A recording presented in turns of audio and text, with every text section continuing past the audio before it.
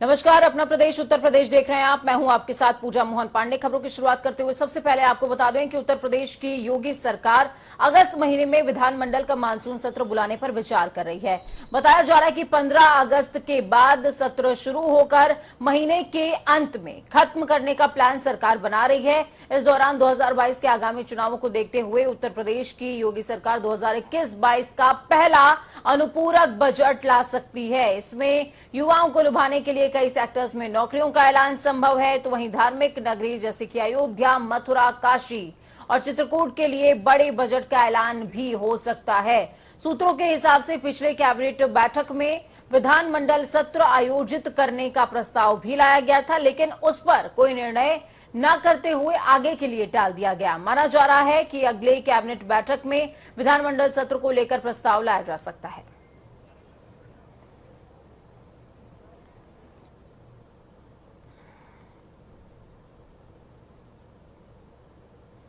मुख्यमंत्री योगी आदित्यनाथ के गोरखपुर दौरे का आज तीसरा दिन है। सीएम योगी ने रोजाना के ही तर्ज पर आज भी जनता दरबार लगाया, जिसके बाद उन्होंने गौशाला में जाकर गौ सेवा करी है। सीएम आज सिद्धार्थनगर और अयोध्या का भी दौरा करेंगे। सीएम करीबन 11 बजे सिद्धार्थनगर पहुंचेंगे, जहां वो निर्माणाधीन मेडिकल कॉलेज, हेलीपैड और सभा स्थल का निरीक्षण भी करने वाले हैं। इस दौरान सीएम अधिकारियों के साथ बैठक करने वाले हैं और 30 जुलाई को प्रधानमंत्री के आगमन की तैयारियों का जायजा लेंगे। सीएम योगी आदित्यनाथ करीबन 1 बजे अयोध्या पहुंचने वाले हैं, जहां वो रामलला के दर्शन करेंगे। इसके बाद विकास कार्यों की समीक्षा भी होगी। CM Yogi Adityanath Dasharath medical college और चिकित्सालय का निरीक्षण भी करते नजर आएंगे। इस खबर पर ज्यादा जानकारी के लिए सिद्धार्थनगर से हमारे संवाददाता अजय कुमार जुड़ चुके हैं। अजय, क्या कुछ अपडेट है आपके पास?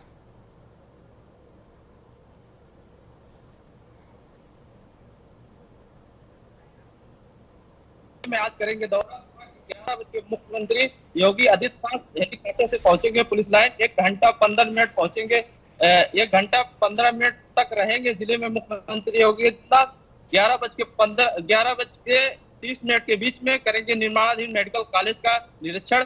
11:35 से 11:50 तक पीएसए ग्राउंड में बन रहे मंच पंडाल व सुरक्षा की कैसी तैयारियां हैं अजय? सुरक्षा की क्या कुछ तैयारियां हैं? जी पूजा जी, बिल्कुल तैयारियां मुस्तैद की गई है। पुलिस लाइन यहाँ पे व्यवस्था की गई है। जी ठीक है, बहुत शुक्रिया हमारे साथ जुड़ने के लिए, हम जानकारी ग्राउंड जीरो से साझा करने के लिए। तो सिद्धार्थनगर से हमारे संवाददाता जुड़े, जिन्होंने बताया कि सुरक्षा के पूरे इंतजाम हैं, तैयारियां पुख्ता कर ली गई है और सीएम अब से कुछ ही देर में सिद्धार्थनगर पहुंच जाएंगे। बीएस लाठी हमारे साथ जुड़े हुए हैं। हालांकि 1 बजे अयोध्या पहुंचना है मुख्यमंत्री को। बीएस लाठी, क्या कुछ अपडेट ग्राउंड जीरो से? क्या तैयारियां हैं? रामलला के दर्शन भी सीएम करने वाले? देखिए पूजा, 4 घंटा 15 मिनट अयोध्या में सीएम का कार्यक्रम है। 1:30 बजे 12:30 बजे का जो सरकारी कार्यक्रम है हेलीपैड पर, कि सुबह के मुखिया योगी आदित्यनाथ वो 12:30 बजे हेलीपैड पर पहुंचेंगे। ऐसे उम्मीद लगाई जा रही थी कि 1 बजे पहुंचेंगे, मगर ये कार्यक्रम 12:30 बजे कर दिया गया है। सबसे पहले वो हेलीपैड से आने के बाद में वो सबसे पहले हेलीपैड से होकर सबसे पहले जाएंगे मेडिकल कॉलेज। उसके बाद उनका जो मेडिकल कॉलेज है वह अयोध्या की अगर बात की जाए तो 2 बजे राम जन्मभूमि और 2:30 बजे हनुमानगढ़ी से रामलला के दरबार में भी मत्था टेकेंगे। जी पूजा जी। ठीक है, बहुत शुक्रिया हमारे साथ जुड़ने के लिए, अहम जानकारी ग्राउंड जीरो से साझा करने के लिए। तो आपने देखा और सुना किस तरीके से अयोध्या पहुंचने वाले हैं मुख्यमंत्री, और इस दौरान जो तमाम निर्माणाधीन इमारतें हैं उनका निरीक्षण करते भी नजर आएंगे। साथ में सबसे बड़ी बात कि रामलला के दर्शन भी सीएम योगी आदित्यनाथ करेंगे।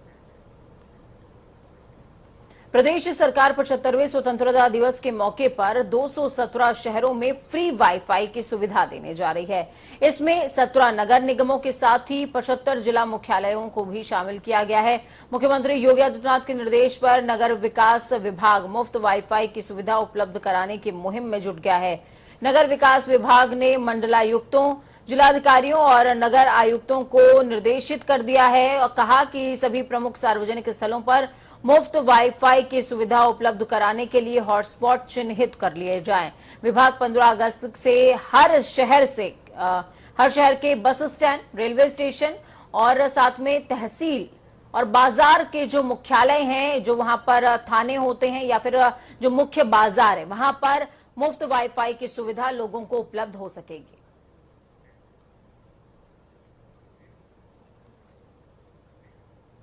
डिप्टी सीएम केशव प्रसाद मौर्य आज मेरठ का दौरा करने वाले हैं, जहां वो लोक निर्माण विभाग और सेतु निगम की लगभग 1203 करोड़ की 380 परियोजनाओं का शिलान्यास भी करेंगे और लोकार्पण भी करेंगे। सर्किट हाउस में आयोजित कार्यक्रम में केशव प्रसाद मौर्य 201 परियोजनाओं का लोकार्पण और 179 परियोजनाओं का शिलान्यास करने वाले हैं। इसमें लोक निर्माण विभाग की 196 कार्यों के लोकार्पण और 176 कार्यों का शिलान्यास को शामिल किया गया है। बाकी बचे 8 सेतु निगम से संबंधित हैं। डिप्टी सीएम केशव प्रसाद मौर्य होने वाले इस कार्यक्रम में मेरठ मंडल के अंतर्गत बुलंदशहर में राजकीय मेडिकल कॉलेज, खुर्जा में राजकीय आईआईटी और बागपत में राजकीय आईआईटी का शिलान्यास भी करेंगे।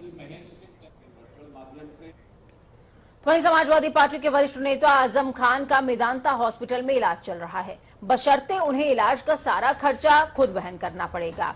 यह आदेश आजम खान की ओर से दायर याचिका पर सुप्रीम कोर्ट ने सुनाया है। सुप्रीम कोर्ट ने अस्पताल प्रबंधन को निर्देशित करते हुए कहा कि आजम खान को किसी से मोबाइल पर बातचीत करने व किसी से मिलने की बिल्कुल भी इजाजत नहीं होगी। डॉक्टरों की टीम परिवार के सदस्यों से मिल सकती है।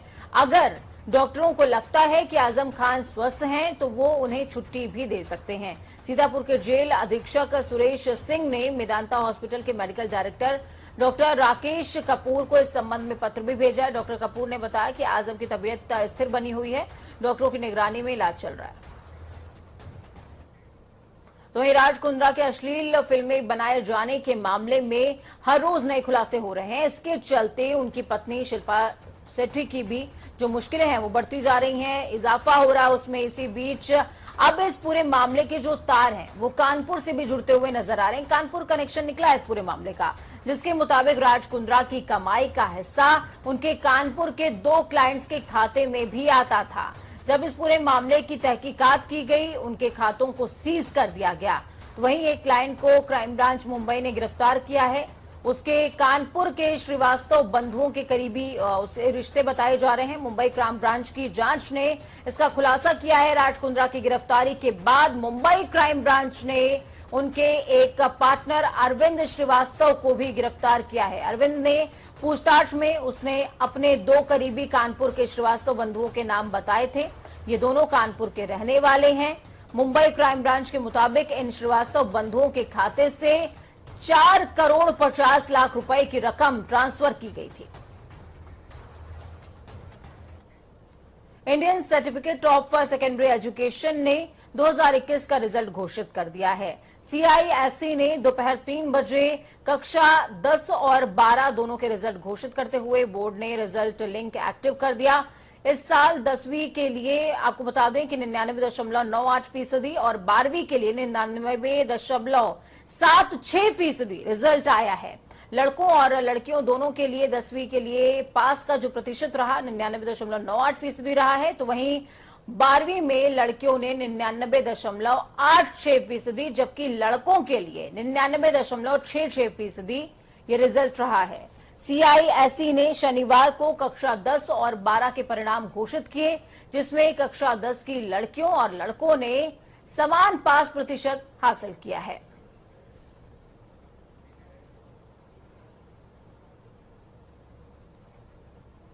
तो खबरों में आगे बढ़ते हुए रुक करेंगे देवभूमि का। लंबे समय से चल रही कवायद के बीच उत्तराखंड सरकार ने 4 नई नगर पंचायतों के गठन की अधिसूचना जारी कर दी है।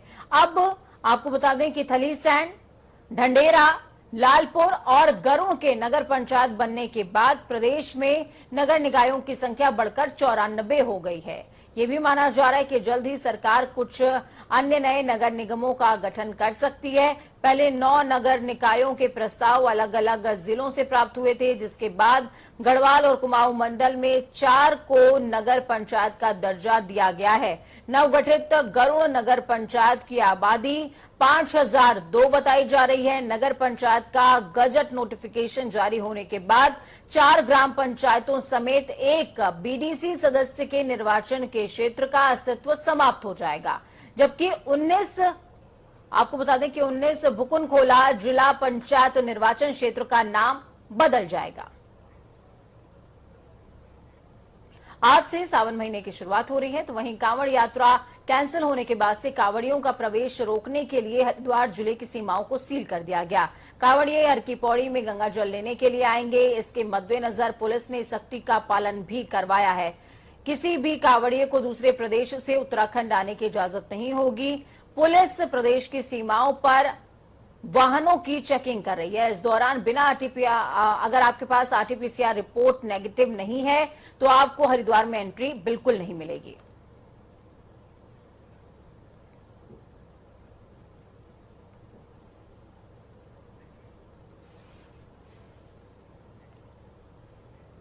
कोरोना संक्रमण के खतरे को देखते हुए रेलवे ने ट्रेनों से हरिद्वार पहुंचने वाले यात्रियों के लिए ट्रैवल गाइडलाइन लागू कर दी है। इसमें यात्रियों को 72 घंटे पहले की आरटीपीसीआर नेगेटिव रिपोर्ट लानी होगी। बिना रिपोर्ट के कोई भी यात्री यहां पहुंच नहीं सकता। यात्रियों को दून स्मार्ट सिटी के वेबसाइट पर पंजीकरण भी कराना होगा। कांवड़ यात्रा स्थगित होने के बाद आईजी क्राइम की पिछले दिनों हुई इंटर स्टेट अधिकारियों की बैठक के बाद रेलवे ने ये कदम उठाया है। तो इस खबर पर ज्यादा जानकारी के लिए अजीत कंबोज हमारे साथ में लाइव जुड़ चुके हैं। साथ में हमारे साथ अनूप राजधानी लखनऊ से मौजूद हैं। अजीत, सबसे पहले आपका रुख करेंगे क्योंकि प्रशासन ने अलर्ट जारी कर दिया है और आरटीपीसीआर रिपोर्ट अगर नेगेटिव नहीं है तो एंट्री भी नहीं मिल रही है। ऐसे में कांवड़ियों पर सख्त पाबंदी की जरूरत और क्या कुछ इंतजाम है? बिल्कुल पूजा, अगर उत्तराखंड की बात की जाए तो आज से जिस तरह से सावन का महीना शुरू हुआ है तो पुलिस और जो स्थानीय प्रशासन है वो भी और सख्त मूड में आ गया है।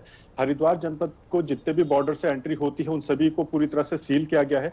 इसके अलावा राजधानी देहरादून के भी जो बॉर्डर हैं उनको सील किया गया है। साथ ही अन्य जनपदों से जो अन्य राज्यों को जुड़ते हैं उनको भी पूरी तरह से सख्त पाबंदी लगाई गई है।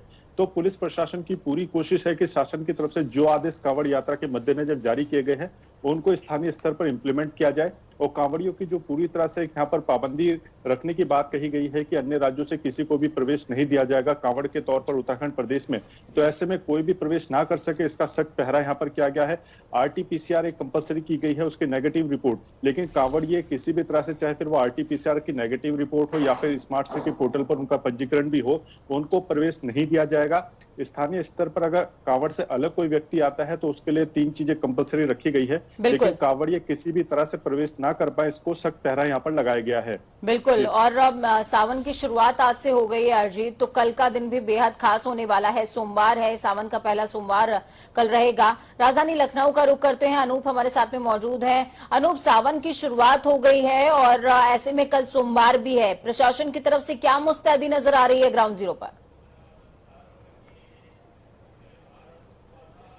देखिए पूजा, सावन का पवित्र माह माना जाता है। ऐसे में ये मान्यता हिंदू धर्म में कि जो भक्त शिव की पूजा करते हैं उनकी सारी मनोकामना पूर्ण होती है। हम इस वक्त लखनऊ के प्रसिद्ध मनकामेश्वर मंदिर में हैं। कुछ पूजा आपको दिखाएंगे क्योंकि यहाँ पे दृश्य है, यहाँ पर 10-10 जो भक्त हैं उनको अंदर जाने की इजाजत है और गर्भगृह में किसी भी भक्त को जाने की इजाजत नहीं है। गर्भगृह के बाहर एक शिवालय बनाया गया है जो यहाँ से आप जो बेलपत्र या फिर दूध या जो भी सामग्री होगी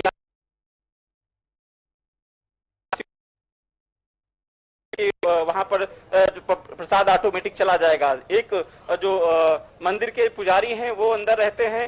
साथ ही साथ जो गाइडलाइन कोरोना की उसका पालन किया जा रहा है कि मंदिर के प्रवेश करने से पहले आपको मास्क लगाना पड़ेगा और सोशल डिस्टेंसिंग का ध्यान रखते हुए, इसी वजह से मंदिर के अंदर चूंकि 4 बजे से यहाँ पर भीड़ लगना शुरू हो जाता था, आज भी 4 बजे से तस्वीरें दिखा दी। ठीक है, मंदिर का जो प्रशासन है उसकी तरफ से, मंदिर का जो प्रबंधन है उनकी तरफ से बेहतर प्रबंधन किए गए हैं कि शिवलिंग को कोई सीधे तौर पर स्पर्श ना करे, लोगों की भीड़ ना लगे। लेकिन जो तस्वीरें अभी आपने दिखाई इसमें सोशल डिस्टेंसिंग नजर नहीं आ रही है, यानी कि प्रशासन की तरफ से तैयारियां हैं लेकिन लोग समझने को रेडी नहीं है।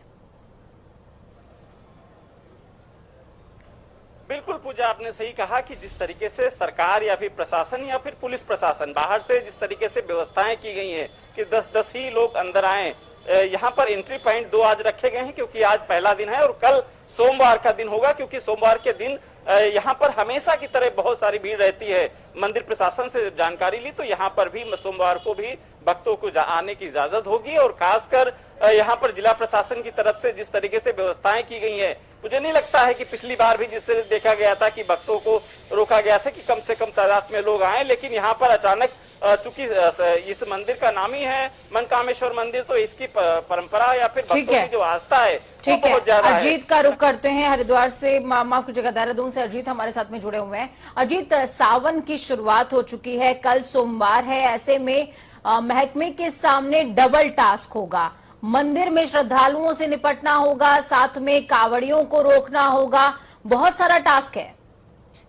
बिल्कुल पूजा, आपने ठीक कहा, कल सावन का पहला सोमवार है और जिस तरह से शासन प्रशासन की तरफ से व्यवस्था बनाई गई है कि कावड़ियों को पूरी तरह से प्रतिबंधित किया गया है उत्तराखंड प्रदेश में, तो ऐसे में जो स्थानीय स्तर के शिव भक्त हैं वो जरूर शिवालयों का रुख कर सकते हैं, उनको किसी भी तरह की रोक टोक का सामना यहाँ पर नहीं करना पड़ेगा। हालांकि जो हरिद्वार जिला प्रशासन है उसने एक व्यवस्था बनाई है कि हरिद्वार में किसी भी तरह की कांवड़ से संबंधित जो भी जरूरी सामग्री होती है वो नहीं बेची जाएगी। कोई भी दुकानदार अगर बेचता हुआ नजर आता है तो उस पर भी आपदा प्रबंधन एक्ट के तहत वहां पर मुकदमा दर्ज किया जाएगा। तो ऐसे में जो भी शिव भक्त हैं स्थानीय, चाहे वो उत्तराखंड वासी हैं, वो भी अगर किसी शिवालय में या हरिद्वार आते हैं वो बिना कांवड़िए की भूमिका में होंगे, एक स्थानीय जनता के तौर पर आएंगे। अगर कोई भी कांवड़िए के रूप में हरिद्वार के भीतर नजर आता है तो उस पर फिर कार्रवाई की जाएगी।